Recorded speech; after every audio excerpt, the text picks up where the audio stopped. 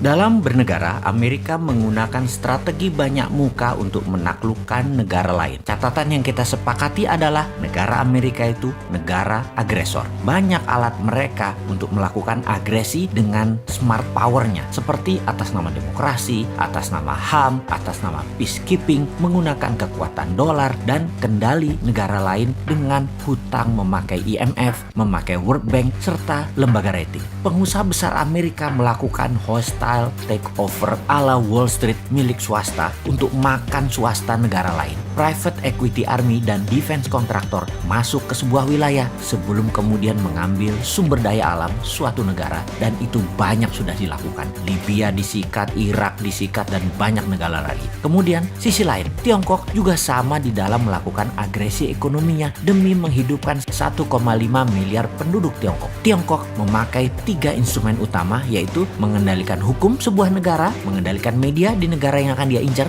dan pejabat di suatu wilayah atau negara yang ditarget. Kemudian Tiongkok melakukan siraman ekonomi melalui BUMN Tiongkok, uang Tiongkok, SDM Tiongkok, dan teknologi Tiongkok. Indonesia kalau bersama Mardigu Nation New Mind akan juga merubah permainan. Kita tidak akan mau kena instrumen Tiongkok dan tidak akan pakai lagi instrumen Amerika. Jadi ketika mendapatkan mandat siapapun New Mind, maka saran terpentingnya akan diubah pertama-tama adalah posisi Bank Indonesia. Kemudian Kementerian Pertahanan. Kementerian tersebut bukan bertahan dengan menguatkan bedil persenjataan dan mesin perang fisik, namun membangun 5 garda penyerangan. Sungguh, apa yang saat ini manajemennya di Kementerian Pertahanan hanya 1/5 dibandingkan apa yang akan kita bangun dalam Kementerian Perang atau Minister of War atau Department of War ala New Mind. Di negara berdaulat dan negara besar, Kementerian Pertahanan manajemennya dan actionnya sudah berubah sejak 20 tahun yang lalu. Indonesia sudah memiliki banyak panglima, menteri pertahanan, namun sayangnya semuanya old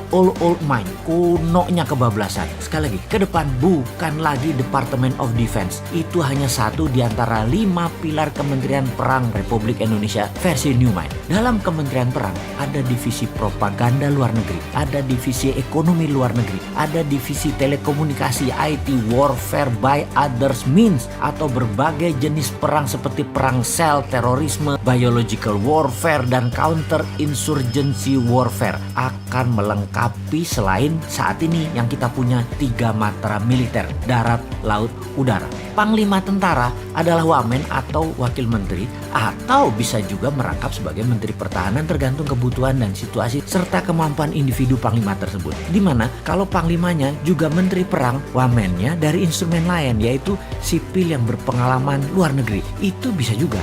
Atau dibalik, mana yang penting? Yang penting mereka paham, berani bertindak, dan cepat mengambil keputusan. Department of Homeland Security adalah kementerian yang membawahi kepolisian. Kepolisian sekarang tidak direct ke presiden, tapi di bawah kementerian. Kementerian Homeland Security dan National Defense Council di bawah Menko Pertahanan, Keamanan, dan Perang. Menko PKP. Ini nomenklatur kementerian baru. 3 pilar Mardigu Nation itu sederhana. Itu diwakili 1 Menko Ekonomi dan SDM, 2 Menko PKP, Hukum dan Politik, dan 3 Menko Kesra dan HAM. Di dalam membangun kekuatan serang, maka pasukan elit Densus Gultor menjadi 1. Densus di dalam, Gultor serang keluar, dan ofensif ke negara lain. Ini di bawah National Security dan Defense Council. Jadi kalau ada kementerian ditambah, pasti ada kementerian yang dikurangi atau ditutup. Maka Kementerian Tenaga Kerja akan jadi Dirjen Tenaga Kerja di bawah Kementerian Pendidikan. Juga Kementerian Pemuda dan Olahraga masuk ke Kementerian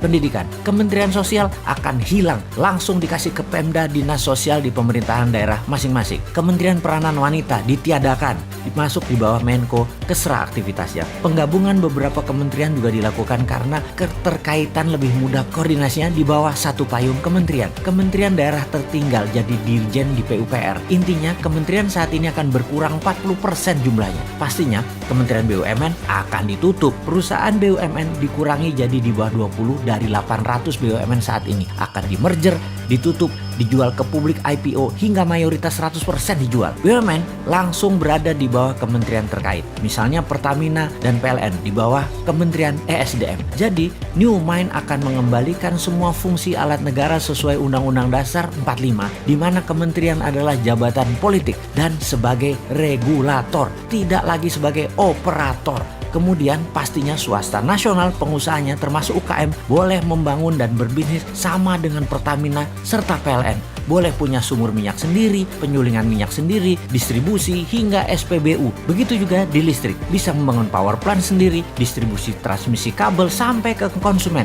Percayakah ternyata harga BBM bisa lebih murah dari sekarang, harga listrik bisa lebih murah dari sekarang, serta menjangkau seluruh wilayah Indonesia karena swasta yang bergerak. Makanya New Mind itu heavy on private, kalau Old Mind itu heavy on government. Bersama Old Mind rakyat hanya disuruh nonton serta keprok-keprok tok. Bersama New Mind UKM terbang menaklukkan dunia.